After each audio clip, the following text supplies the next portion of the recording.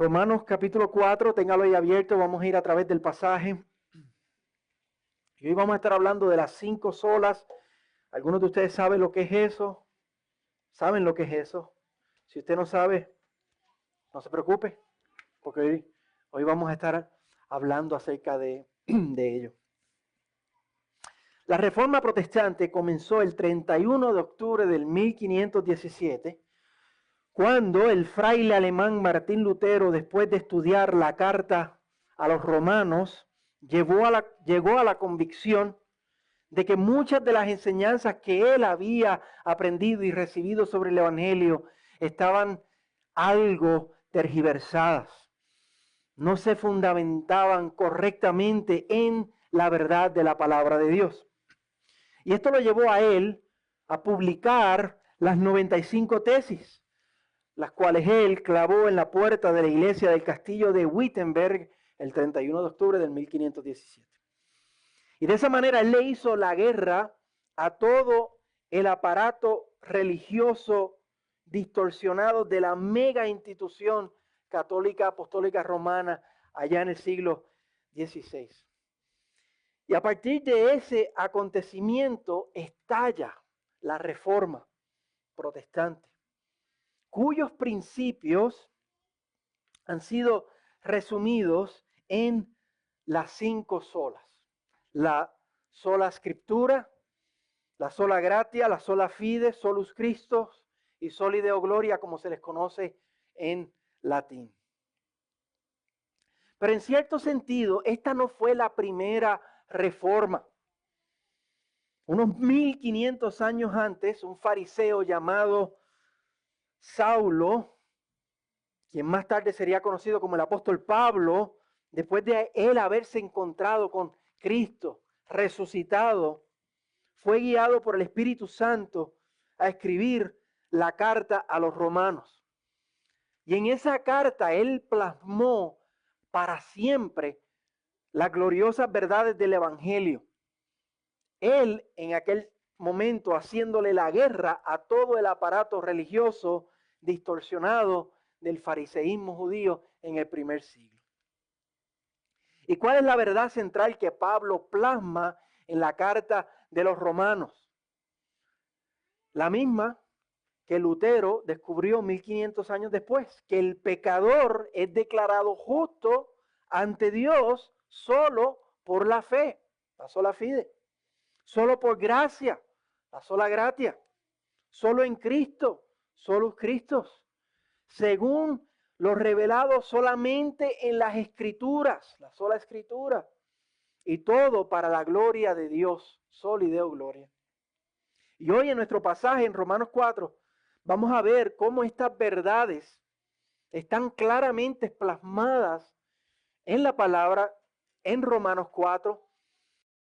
Ellas podemos tener nosotros hoy una salvación segura y cómo a través de ellas Dios recibe toda la gloria y toda la honra de parte de nosotros, su pueblo redimido. Para los que nos están visitando, porque estamos en Romanos 4, nosotros estamos estudiando a través de la carta de los romanos y en nuestra travesía hemos llegado, hoy nos toca llegar aquí a Romanos capítulo 4 y como hemos estado viendo en la carta de los romanos, Pablo lo que hace es presentar en esta carta el Evangelio. Vimos en el capítulo 1 cómo él condenó a todo el mundo. Le llamamos a eso las malas noticias. Y vimos en el capítulo 2 cómo incluyó en esa condenación a los judíos. Le llamamos a eso malísimas noticias. Y la última vez, en el capítulo 3, vimos cómo finalmente Pablo presenta el Evangelio, las buenas noticias, diciendo que la salvación es únicamente posible por medio de la fe en Cristo Jesús. Ahora, al Pablo decir eso, que la salvación es únicamente posible a través de Cristo, se levantan varias refutaciones de parte de sus oponentes, de parte de los judíos de ese día. Y ellos dicen, espérese Pablo un momentito. No me vengas a decir a mí que la salvación es únicamente por medio de la fe en Cristo, Porque, ¿y qué pasó con Abraham? Abraham fue salvo por sus obras, dicen ellos. Y ellos continúan diciendo, ¿y qué pasó con la circuncisión que garantizaba la salvación para todo el pueblo de los judíos? Y ellos también dicen, ¿y qué pasó con la ley? La ley prometía salvación por obras. Y Pablo contesta estos argumentos en Romanos capítulo 4. Y lo hace presentando los mismísimos principios que la Reforma Protestante presentaría 1500 años después. Pablo refuta todos esos argumentos con las 5 solas. La primera sola que vemos que Pablo presenta es la sola gracia. Al Pablo escribir Romanos capítulo 3, y dijo otra vez que la salvación es únicamente posible a través de la fe en la obra de Cristo, él escucha cómo, como le pasó muchísimas veces en sus viajes misioneros, en muchísimas sinagogas, él puede escuchar los argumentos rebatiéndole de los fariseos, de los judíos. ¿Y qué pasó con Abraham? Abraham, él no fue salvo por gracia, él fue salvo por sus obras. Y por eso Pablo abre el capítulo contestando este argumento. En el versículo 1, mire cómo él dice, ¿qué diremos entonces que halló Abraham, nuestro padre, según la carne? Él quiere contestar eso. Y hasta cierto punto les da la razón. En el versículo 2, la primera parte, él dice, porque si Abraham fue justificado por las obras, él tiene de qué jactarse. Él tiene de qué gloriarse. Pero él les cierra la puerta en la cara al final del versículo 2, cuando les dice, pero no para con Dios. Él no tiene de qué jactarse para con Dios. Y en el versículo 3 él dice la razón. ¿Por qué Abraham no tiene razón para jactarse por sus obras? En el versículo 3, porque ¿qué dice la Escritura? Y creyó Abraham a Dios y le fue contado por justicia. Pablo le dice, Abraham no tiene razón para jactarse de sus obras, porque la justicia que alcanzó Abraham, la aceptación delante de Dios que aceptó Abraham, no fue por sus obras. Según el versículo 3, fue por creer, es por fe, o sea, un regalo, o sea, por gracia. Abraham, el patriarca de Israel, el más grande patriarca, fue salvo por gracia, no por sus obras, ni ninguna otra cosa que él hubiera hecho o merecido. Si fuera por sus obras, no hubiera sido por gracia, no hubiera sido un regalo de Dios. Y Dios le debería la salvación a Abraham. Piense usted un momento. Piense, usted trabaja 2 semanas para su patrón en su trabajo y te pagan por esas 2 semanas. Usted se da vuelta con el cheque y le da, oh patrón, muchas gracias, pero muchas gracias por pagarme. ¿Usted hace eso? No hacemos eso, ¿por qué? Porque eso era algo que él nos debía. Obvio que no hacemos eso, y eso es lo que Pablo dice en el versículo 4. Ahora bien, al que trabaja, el salario no se le cuenta como un favor, sino como una deuda. Pablo está demostrando que Abraham no trabajó, él simplemente creyó. Y Dios lo justificó, Dios lo hizo aceptable delante de él. Eso es salvación por gracia. Es un regalo. Pablo lo dice claramente en el versículo 5. Pero al que no trabaja, que incluye a Abraham y todos nosotros, pero al que no trabaja, pero cree en aquel que justifica al impío. Esa es una de las frases más hermosas de la Biblia. Aquel que justifica al impío. Su fe se le cuenta por justicia. Abraham fue salvo por fe, fue por la gracia de Dios, igual que todos nosotros. Y Pablo añade el testimonio de David para probar que él también, no solamente el patriarca más grande de Israel, sino el rey más grande de Israel, el rey David, fue salvo por la gracia de Dios. Miren el versículo 6. Como también David habla de la bendición que viene sobre el hombre a quien Dios atribuye justicia aparte de las obras. Y luego en los versículos 7 y 8, Pablo cita el Salmo 32 escrito por David, donde David declara esto. Bienaventurados aquellos cuyas iniquidades han sido perdonadas y cuyos pecados han sido cubiertos.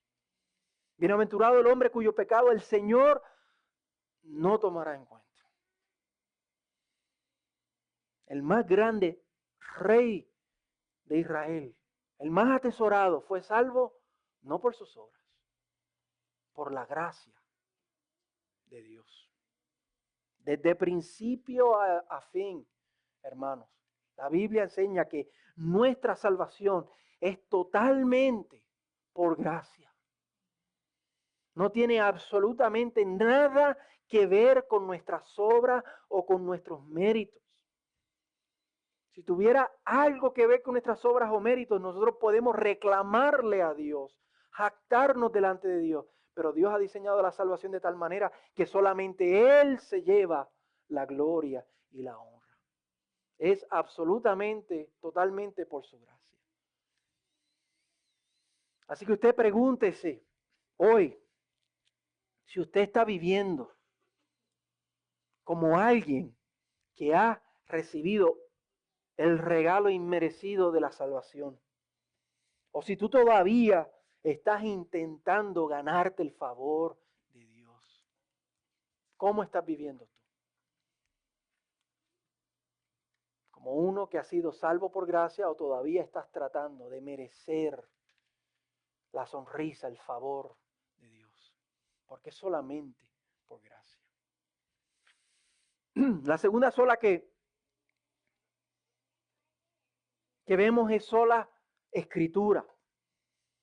Pablo conoce los argumentos muy bien de los judíos. Que el evangelio es un invento, que la iglesia es un invento, que el Antiguo Testamento nunca presentó el evangelio, nunca habló de la gracia. Ya lo vimos en el versículo 3, Pablo pregunta, ¿qué dice la Escritura? Y luego ofrece el testimonio de Abraham, diciendo que Abraham fue salvo por gracia. ¿A dónde él va? No a lo que le enseñaron, no a lo que dice fulano, no a lo que dice la tradición. ¿Qué dice la Escritura? Y esto perdura aún hoy, hermano. Nuestro instinto natural, es decir, yo me tengo que merecer la salvación, yo me tengo que ganar la salvación. Es como que un instinto que tenemos de querer merecerlo.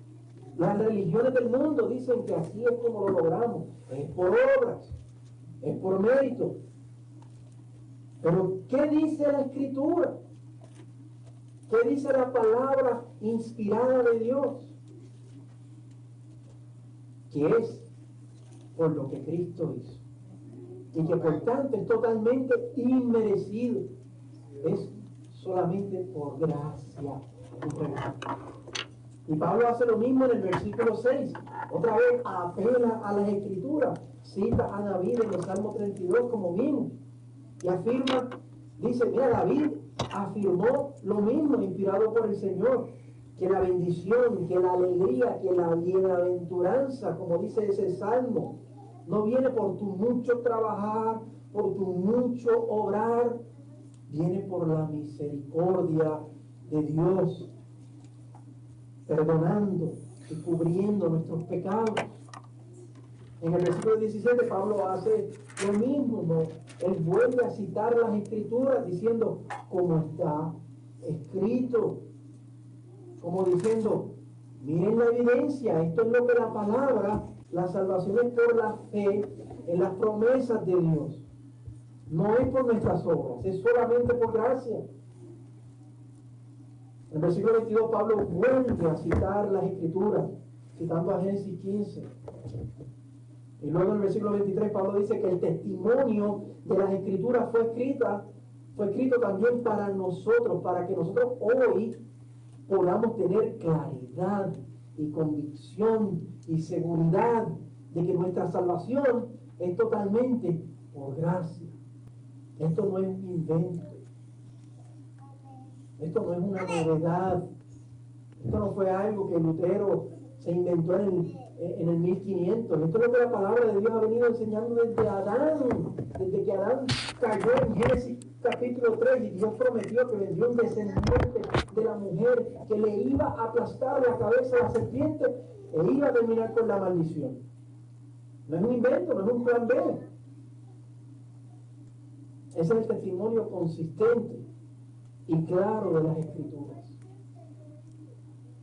Eso es lo que enseña la sola Escritura. Entonces nosotros tenemos que examinar y preguntarnos hoy, ¿qué tiene más peso en nuestra vida? ¿Lo que dice Dios en su palabra, sola Escritura? ¿O lo que dicen mis sentimientos? ¿O lo que aprendí de pequeño? ¿O lo que dice la cultura? ¿Qué pesa más? ¿A qué le vamos a creer? La tercera sola que vemos, y es la más prominente en todo el capítulo, es la sola fe. Y Pablo la presenta hablándonos del ejemplo de Abraham. En los versículos 9 al 22. Abraham, que fue el primer patriarca de Israel, el más grande patriarca, él fue salvo por la fe. 10 veces se repite esa palabra fe en este pasaje. Y no solamente es Abraham, todos los que vivieron antes de Abraham, desde Adán a Abraham, fueron salvos por la fe, esperando las promesas de Dios. Y todos los que han vivido desde Abraham, van a ser salvos solamente por la fe, en la promesa del Señor. Y ya vimos en los versículos 1 al 8 que Abraham no fue justificado por sus obras, sino por la fe. Y en los versículos 9 al 12, Pablo responde a una pregunta, otro argumento, otra refutación de los judíos. ¿Y qué pasó con la circuncisión? Él fue salvo por la circuncisión. Y no solamente Abraham, sino y todos los judíos que tienen esa señal. Ellos son herederos de salvación por esa señal, por la circuncisión. En el versículo 10, Pablo responde que Abraham recibió la justicia de la fe. Dios lo justificó cuando él aún era incircunciso. Y por eso, como dice el versículo 11, Abraham es padre de todos los creyentes, de todos los que han tenido fe. Y dice de los circuncisos y de los incircuncisos. Ya él ha venido hablando de los judíos y de los gentiles. Y el versículo 12 concluye que él es padre de todos los que siguen los pasos de Abraham, sus pasos de fe. Esto derriba la idea de que Dios tiene dos pueblos distintos y dos planes distintos. Hay un solo pueblo de Dios. Estamos unidos en Cristo Jesús. Hay solamente un plan de salvación y es en Cristo Jesús. Y Pablo va a seguir hablando de eso en Romanos y lo vamos a ver varias veces más. Y luego en los versículos 13 al 16, Pablo responde otro argumento. Y la ley. La salvación no es por guardar la ley. El versículo 14 afirma que si la herencia dependiera de la ley, si la salvación fuera por la ley, la promesa hecha a Abraham unos 430 años antes perdería su valor y su significado. Y el versículo 15 muestra el propósito de la ley. ¿Cuál es el propósito de la ley? Que ya él lo ha mencionado. El propósito de la ley no es salvarnos. El propósito de la ley es revelarnos que necesitamos salvación, revelar nuestro pecado y hacernos conscientes de la justa y merecida ira de Dios para que entonces podamos clamar a Dios por misericordia. Ese es el propósito de la ley. Y por eso Pablo concluye en el versículo 16 que la salvación es por fe, por gracia. El corazón del pasaje está en los versículos 17 al 22, donde Pablo describe la fe de Abraham. Describe cómo es que la fe de Abraham se pudo observar. ¿Qué es lo que significa que Abraham tuvo fe? Cuando él recibió la promesa de que sería padre de muchas naciones, Abraham tenía casi 100 años. Estaba algo viejito, ¿verdad? O sea, ya no podía tener hijos por sí solo.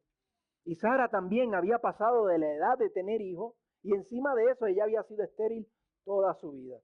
Lo que significa que humanamente hablando no había esperanza alguna de que ellos pudieran tener un hijo. Pero Dios lo había prometido.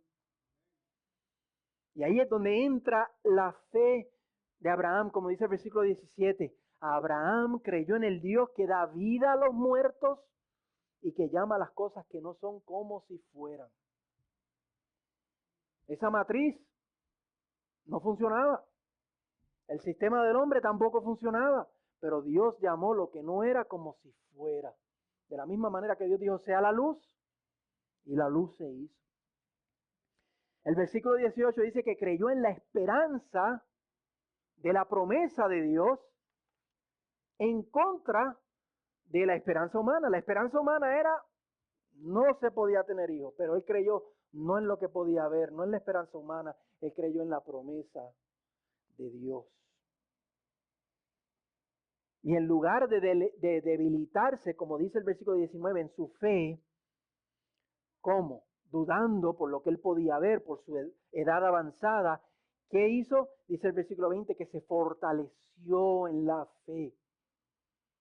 Creyó en la promesa de Dios, se agarró de la promesa de Dios, plenamente convencido de que Dios iba a cumplir lo que había prometido, como dice el versículo 21. Y así, como concluye el versículo 22, Abraham fue justificado por la fe, creyendo en la promesa del Señor.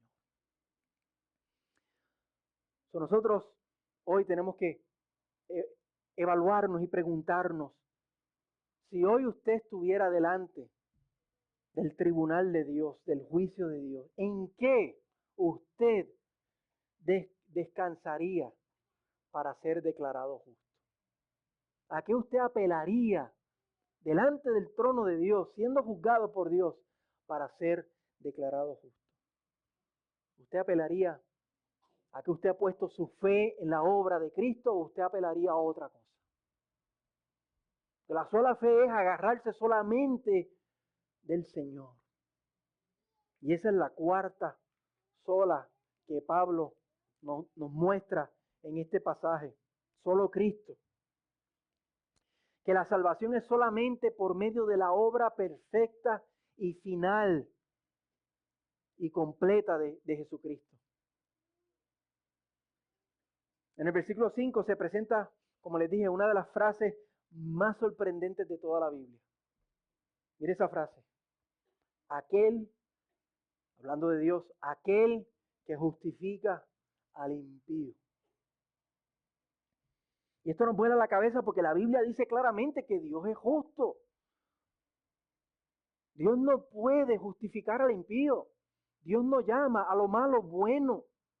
Dios no le puede dar la espalda al pecado. Éxodo 23:7 dice absolutamente lo contrario de esa frase que está ahí en ese versículo 5.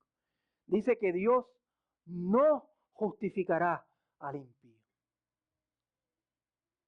Y esto no es que la Biblia se está contradiciendo. Esto se resuelve como vimos la semana pasada, hace 2 semanas, en el capítulo 3, que nos habla cómo Dios justificó al impío, imputando sobre Cristo nuestro pecado, poniendo sobre los hombros de Cristo nuestro pecado. Y en la cruz del Calvario, Dios castigando y condenando nuestro pecado en su Hijo en vez de a nosotros. Y de esa manera Dios hizo justicia. Y eso es la gracia de Dios, hermanos.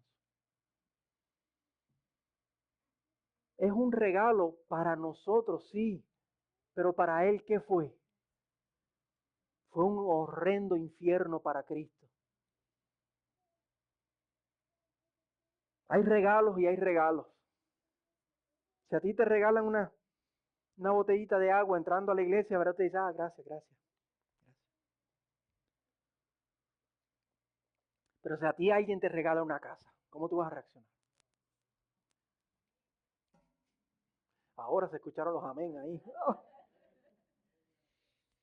Si alguien le regala a usted un carro, nuevecito. Si alguien le regala a usted unas vacaciones pagas, un mes, toda la familia, ¿cómo usted reacciona?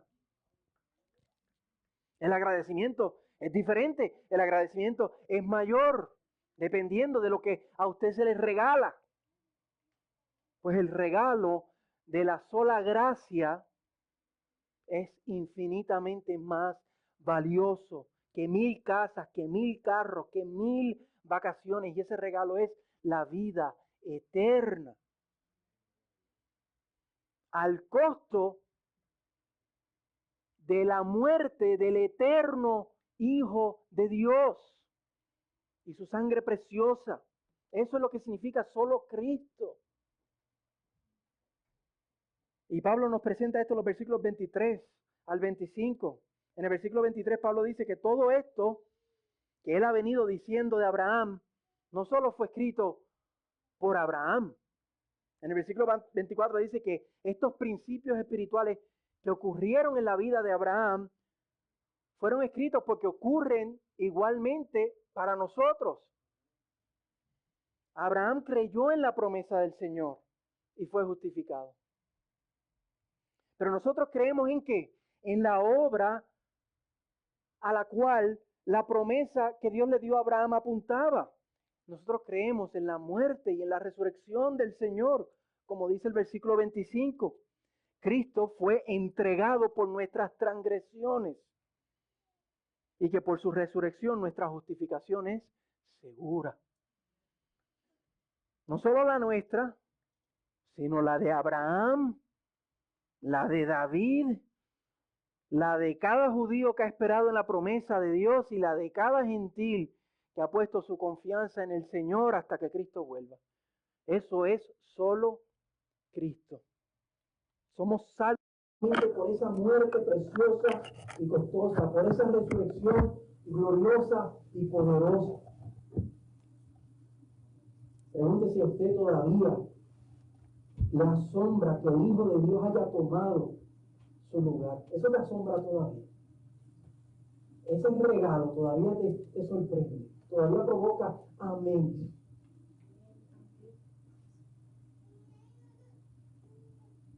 La última sola es sólida gloria. Solo para la gloria de Dios. Sólida gloria es la razón por la cual Dios creó el mundo. Dios creó el mundo para su gloria. Es la razón por la cual Dios decretó nuestra gloriosa salvación desde antes de la creación del mundo. Y la gloria de Dios es la razón por la cual somos salvos. Toda nuestra salvación, toda nuestra vida es para la gloria de Dios.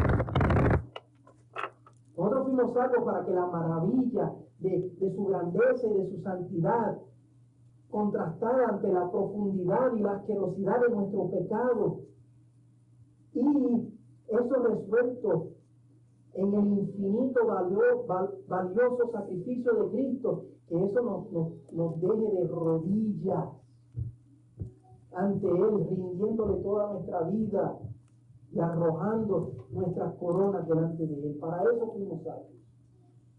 Y Pablo nos presenta esto en el versículo 2. Él dice, si fuéramos salvos por obras, nosotros pudiéramos jactarnos ante Dios. Me debes el cheque, me debes la salvación. Pero como nadie ha sido salvo por sus obras, solo podemos gloriarnos en Dios, que nos regaló su salvación. Lo vemos también en el versículo 20, cuando Abraham contempló la promesa de Dios y la vio humanamente imposible, pero aún así se aferró a la promesa del Señor y creyó en el Señor y esperó en Dios. Nos dice al final del versículo 20 que de esa manera él se glorió en Dios, le dio la gloria a Dios. Y hoy nosotros hacemos lo mismo. Miramos la santidad de Dios, miramos nuestro pecado y vemos claramente merecemos el infierno, pero que sin embargo miramos a la cruz y recordamos de tal manera que entregó a su único hijo por mí y que al yo creer en él mi pecado es cubierto y que yo recibo vida eterna. Cuando creemos eso y solamente en eso y hacemos eso nuestro tesoro, eso es darle gloria a Dios. La pregunta que nos tenemos que hacer es, esta gracia de Dios, claramente revelada en su palabra, recibida solamente por medio de la fe, basada en la cruenta cruz de Cristo, eso provoca en mí una vida de adoración y agradecimiento. O ya damos por sentado el Evangelio. Ya nos hemos acostumbrado al Evangelio. Ya para terminar, que me queda un minuto. Abrí diciendo que en el 1517 estalló la Reforma Protestante. Y luego dije que Pablo en el primer siglo en cierta manera tuvo su propia reforma. Pero hoy la reforma continúa. Continúa en nuestro corazón. Y el reformador eres tú y soy yo, peleando contra todo el aparato distorsionado de nuestro corazón y de nuestra carne, contra todo deseo pecaminoso, contra todo pensamiento rebelde. Y son estas gloriosas verdades que vimos en Romanos 4, que al igual que a Pablo y a Lutero años atrás, nos inflaman, nos provocan, nos mueven, nos equipan para que peleemos la buena batalla y reformemos nuestras vidas para la gloria de Dios. Que hoy, por el poder del Espíritu de Dios, seamos renovados y vivificados para responder a esta gracia de Dios y podamos darle la gloria y la honra al Señor.